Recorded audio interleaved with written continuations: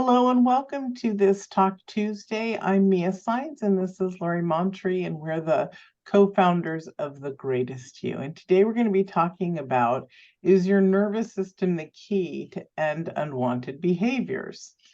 And we really, as you know, Lori and I really love this work in this topic. So Lori, where would you like us to begin today? Lori and I usually just jump in. We both are like fighting to jump in.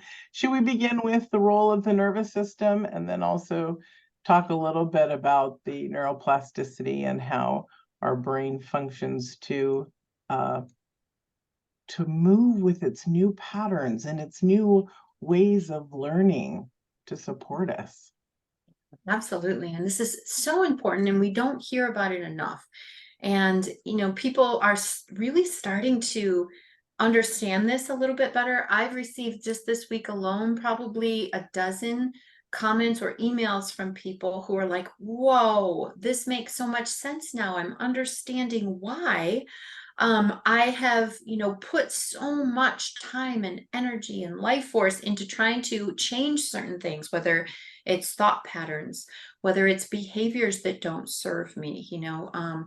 We've been talking a lot about emotional eating or alcohol or getting angry or all of our patterns that we see are not in alignment with who we really want to be, right? And they're understanding, okay, now I see why I've put so much effort into changing when what's really holding me back is over here in my nervous system, because a nervous system that is stuck in survival doesn't change. It doesn't change thought patterns. It doesn't change emotional patterns. It doesn't change behavioral patterns. So if we're going to start to be effective in creating new lives, we have to look at our nervous system. So I'll just give the really brief high level overview. Before you do that, can I share it? It's come to me again that we haven't talked about this aspect, and then let's go into that. When we start new patterns, this is the way it looks.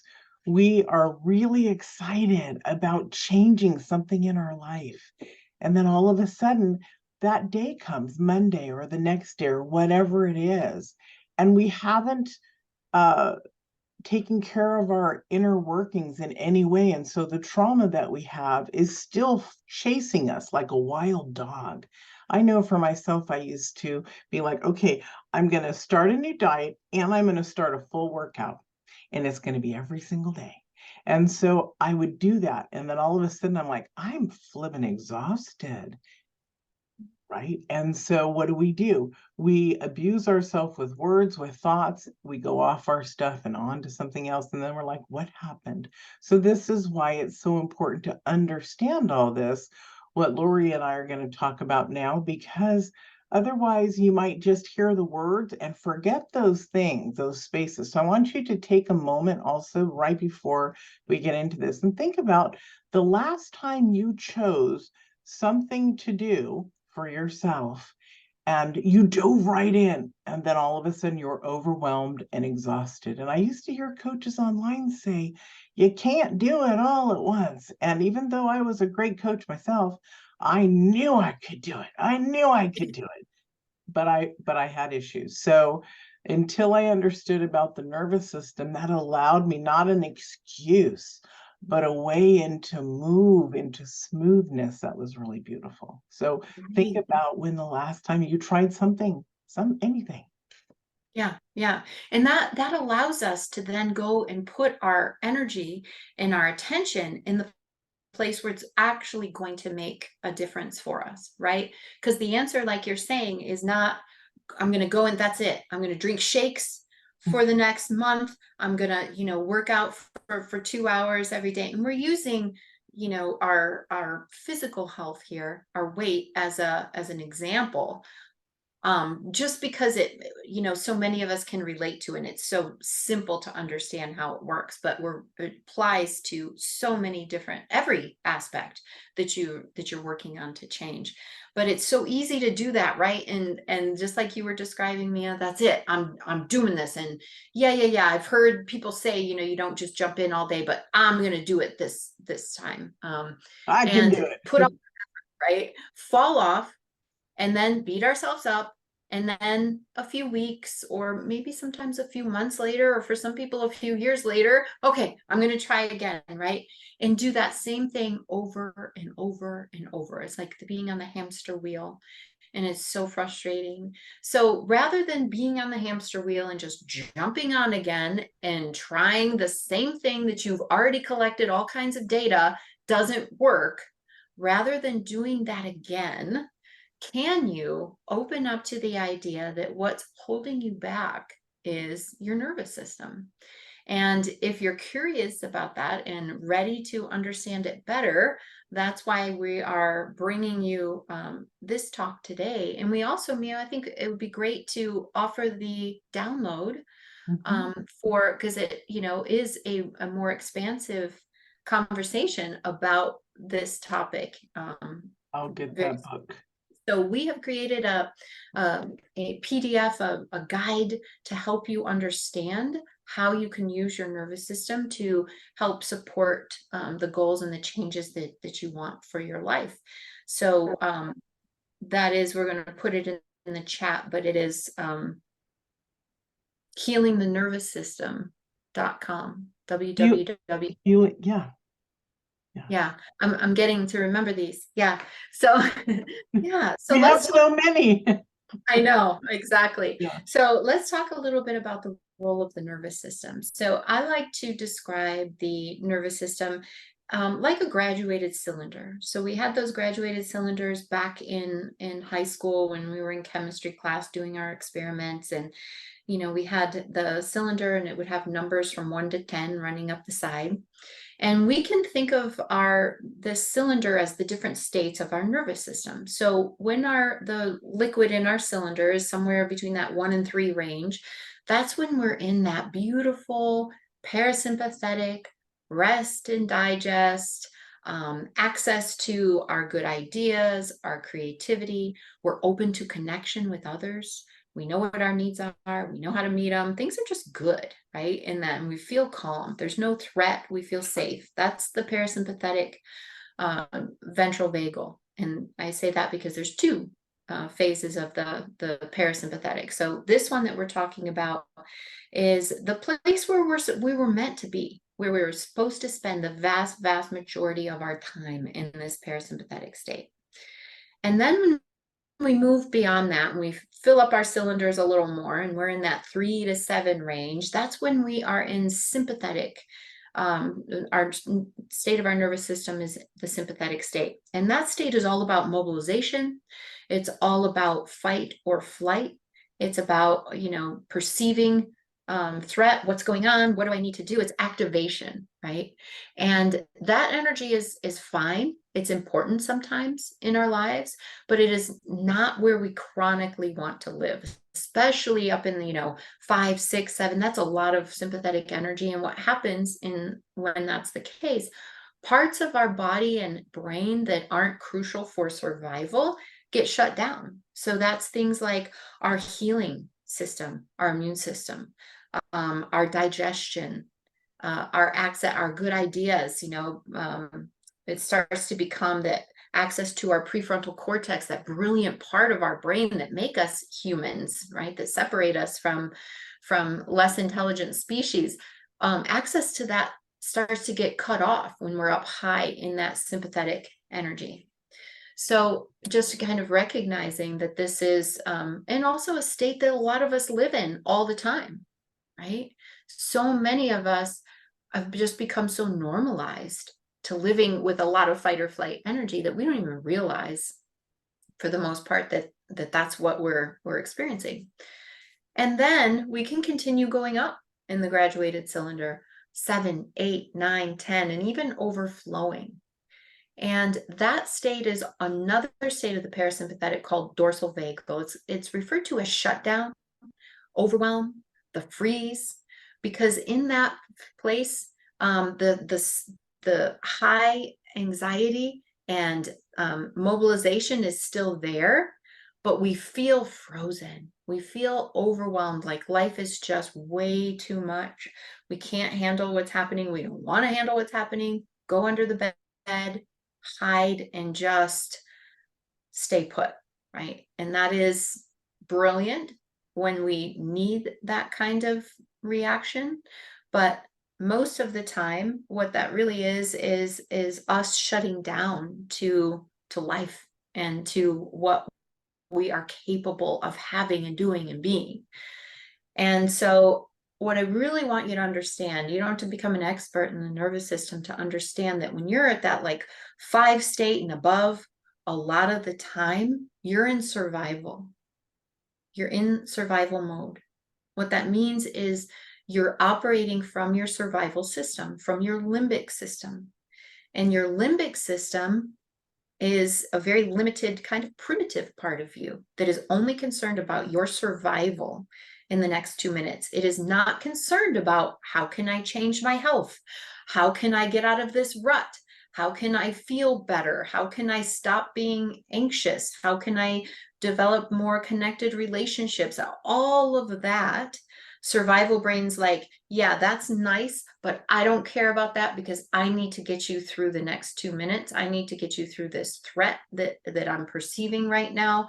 So all of that stuff has to wait, has to go away. And first I have to make sure that you're alive. And so in survival, we don't have access to the parts of us that, as I was saying before, have good ideas, are creative. As a matter of fact, what we do know is that all of us, all of our incredible brains are capable of changing. We can build new neural pathways that support the changes that we want, but not when we're in survival. The parts of our brain that will establish new neural pathways aren't online when we're living in survival. And that makes a lot of sense because if you're being chased by a tiger or something like that, that's not the time of day or the time to be like, oh, I wonder, how I could go about doing this differently.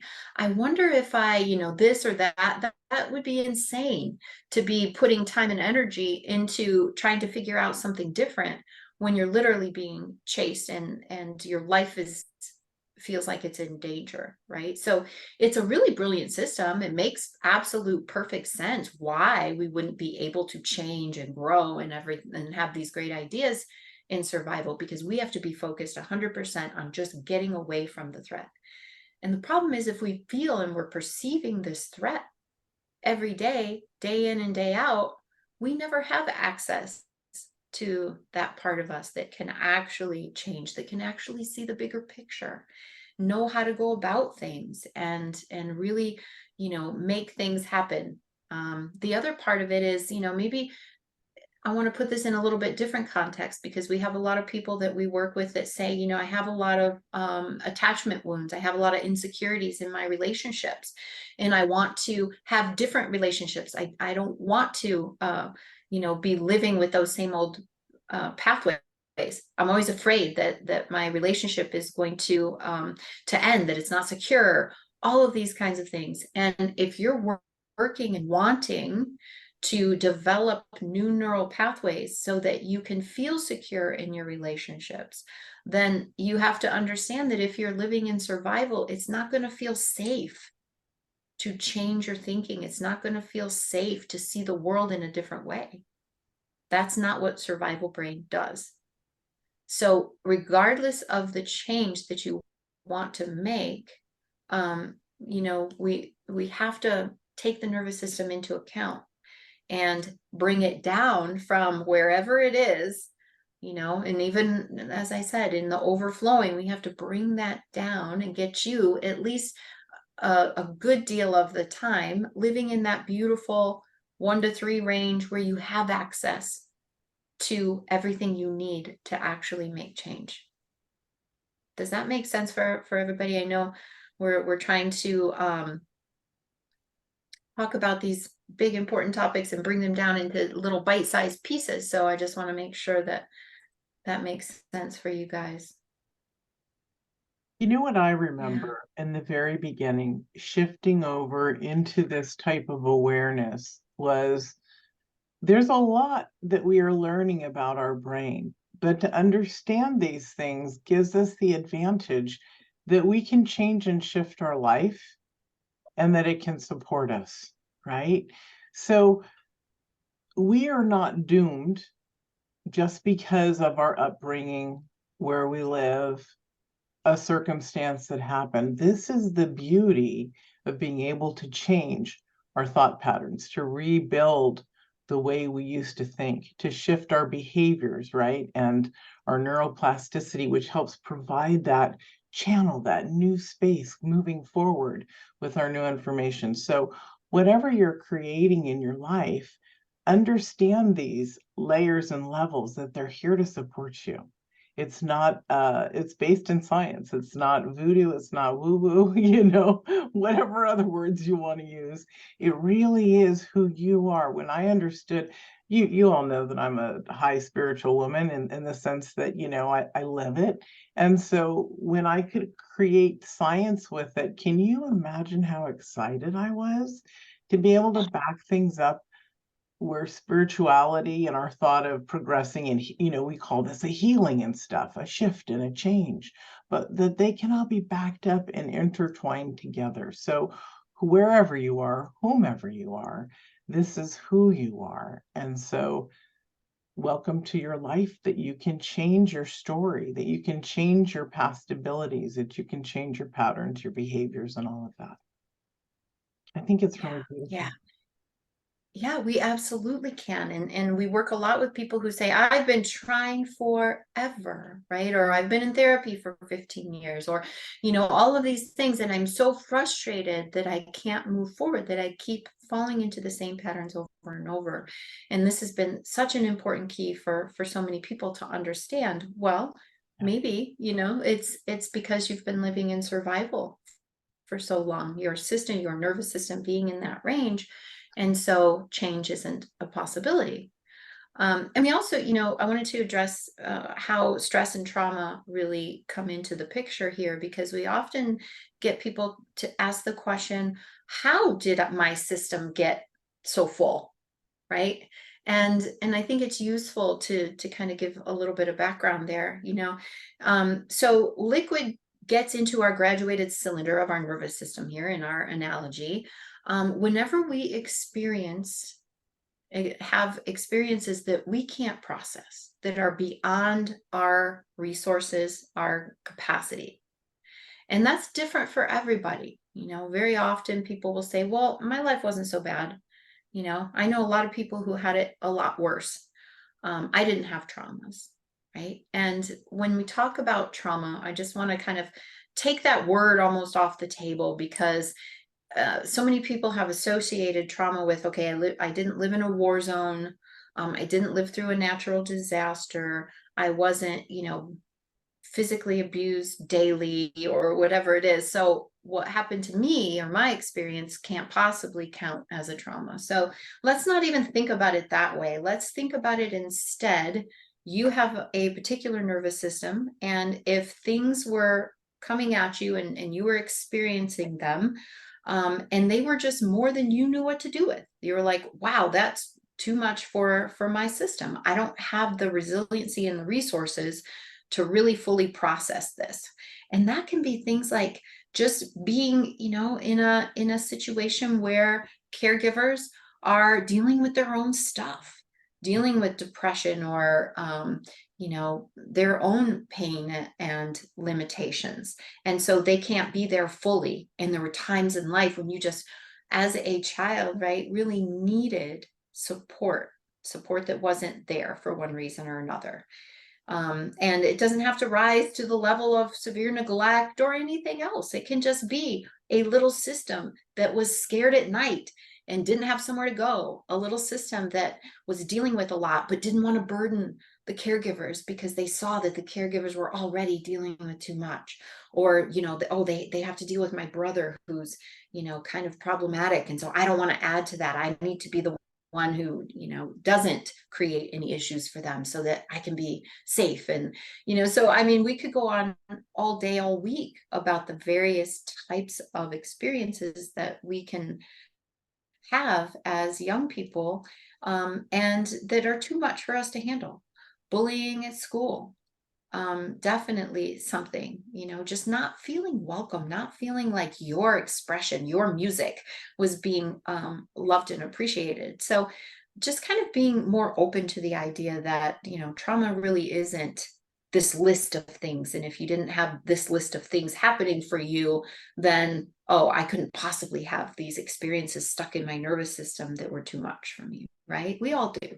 We all have those kind of experiences, and they can build over time. And as they accumulate, you have less and less resiliency, right, to deal with them. And so it's easy to see how just over the course of our lives, the liquid is building and building if we don't have the skill and the resources to allow that to trickle out the bottom. It's building up and accumulating over time. And that's how our cylinders get full. And we also have a lot of people who say, well, you know, I'm not in that situation anymore. I shouldn't be so stressed. Things shouldn't be so hard for me. I see everybody else out in the world, handling their stuff. But for me, getting up, going to work, like all of this stuff feels so big and heavy for me. What's wrong with me? Well, it may be that, it just takes over time, the accumulation. And let's be honest, living in this world right now, we are constantly inundated with so much stimulus, good and bad, but it all adds up. And we're also just facing a lot of insecurity all the time, political unrest, racial relations, the wars, and financial insecurities, and health issues. I mean, we could, again, there's just so much going on all the time that we need to process and be aware of. So it's not surprising that our systems are trying to protect us and working quite well, quite brilliantly, just the way that they were designed to do. But when we learn all of this and can understand the importance of having our nervous system in that beautiful range, then we can put our effort into the right place, the place that gets us results, as opposed to just trying again, trying again, trying again. Wonderful. Yeah. Yeah. Yeah.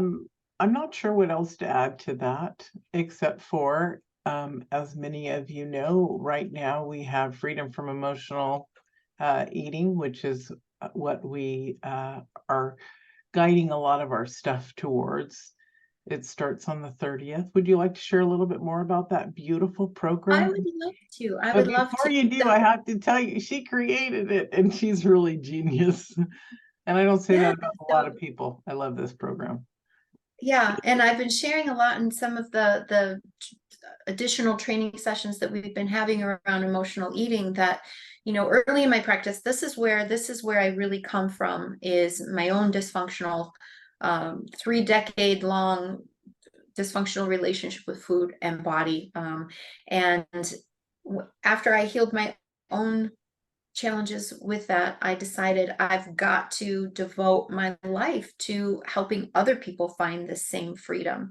And so I was working with people, created a really beautiful program that had tools and strategies and support. And I was teaching people in having success with a group of people. So a certain percentage of the people that I was working with were using the tools, having amazing results, and changing their relationships with food permanently. But then I had another group of people that they couldn't get themselves to use the tools. And it was really frustrating for them and me. And I was trying to, kind of figure out, asking the question, like, what would it be that would cause these people not to be able to use the tools? And if you'd ask them, they would have said, I'm lazy, I never stick with anything, I'm just too broken. They would have definitely blamed it on themselves. But I knew better, and I knew that there was some reason why they weren't able to use the tools. And so That's when I dove into the world of trauma, the nervous system, somatic experiencing, and parts work to really understand what was it that was keeping them from being able to use the tools and resources that I knew were the right ones, because the people who were using it were having fantastic results. So going down that route and understanding, becoming certified in so many of these areas of trauma and the nervous system allowed me to understand that when a nervous system is in survival, that's when you're not showing up. You're not doing the things that you really want to do. You're like, okay, I know what to do, but I'm not doing it. This makes no sense at all. What is going on? And it's the role of the nervous system. And so freedom from emotional eating, that's when I, revised and brought that in, the nervous system, as a foundational piece with all the work that I do with people and all the work that me and I do with people in the Greatest You Academy as well. Because as we're sharing with you today, a healthy, regulated nervous system is an absolute prerequisite to anything that you want to change, or anything that you want to do, be, or have starts there. And so the Freedom from Emotional Eating program is a program that is very much geared towards people who will tell me, I know what to do, I'm just not doing it. And I'm so frustrated by the fact that I tell myself I'm not going to eat in response to stress, overwhelm, loneliness, etc., and then find myself an hour later doing just that. So the program we're opening the doors for enrollment right now. It's open through the 30th of October. It's a very special program in that we open the doors and we allow in a maximum of 30 people, because it's very high touch, high contact, and I need to get to know you and your challenges and be able to guide you and support you in a really high level way. And so it's only open to a small group, and we only run it at certain times. And so the doors are open right now. We're starting on the October the 30th. And this program is not only a full online 16 module curriculum that is all of the pieces, the thoughts, the emotions, the habits, the nervous system, all of the pieces that are required to really overcome emotional eating. And it also includes 2 weekly meetings. And that's something that's really important that I've found is allows people to be successful, is that support and that guidance every few days, because it's so easy for us to get ourselves off track when it comes to things like our food and the old patterns that we have. So I really, if emotional eating is something that you've struggled with, I definitely would really love to have you check out the information page for the program. It's www.freedom Emotional.com. emotional eating. Am I spelling this? It's hard to see in the box. Emotional eating.com.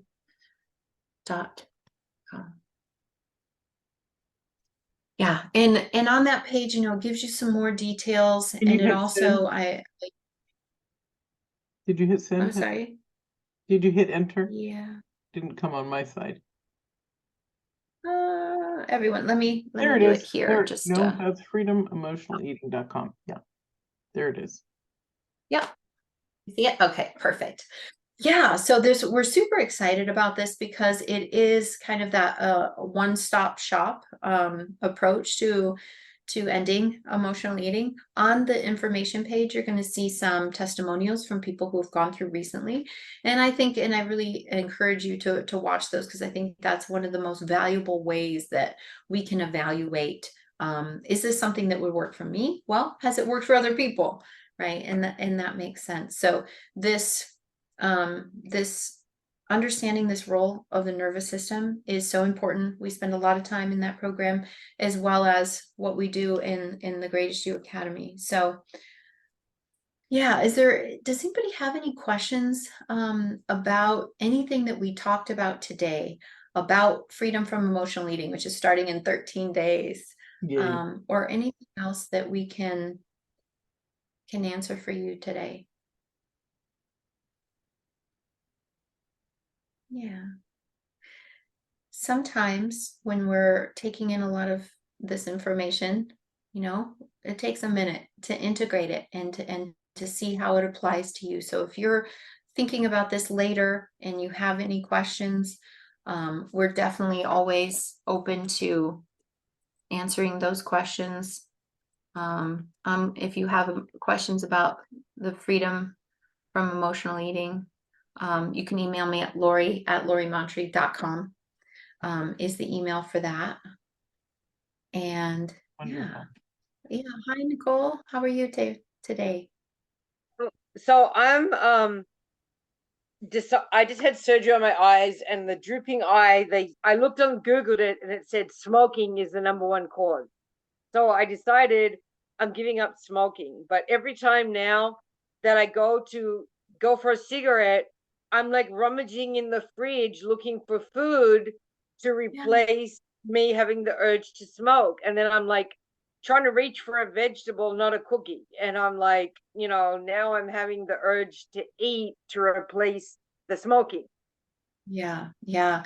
And that's such such an important thing. I actually have worked with so many people who used to use alcohol.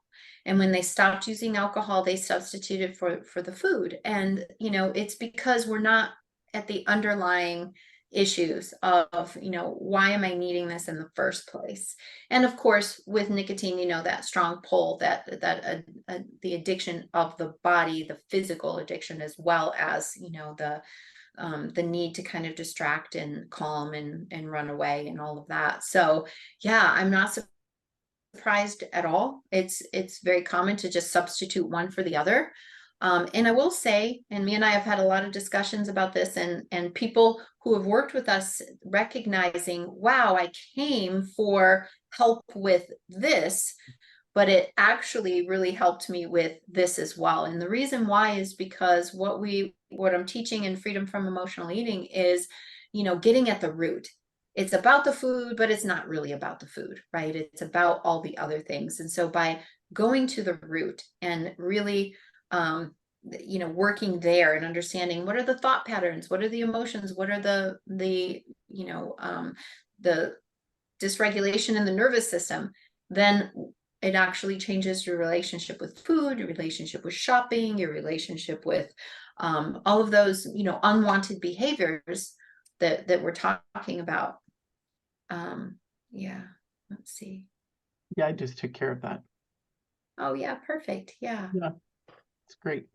That would be wonderful to see that in 3D. Yeah. Well, Great thank you guys for being here and for engaging in this conversation with us. It's so important. And the more that we can let people know that the nervous system has to be a part of their growth and transformation, the more we can do that, the more we're of service. So thank you for letting us do that. And we definitely look forward to your input, your, insights with this. You can definitely reach out on the Facebook page, Greatest You Revolution. We're available through our emails as well. So we will look forward to next week. And again, if anybody has any questions about the Freedom from Emotional Eating program, which is beginning on the 30th, we would love to answer those questions as well. And at this point, I'm going to turn off the recorder, but not leave the room.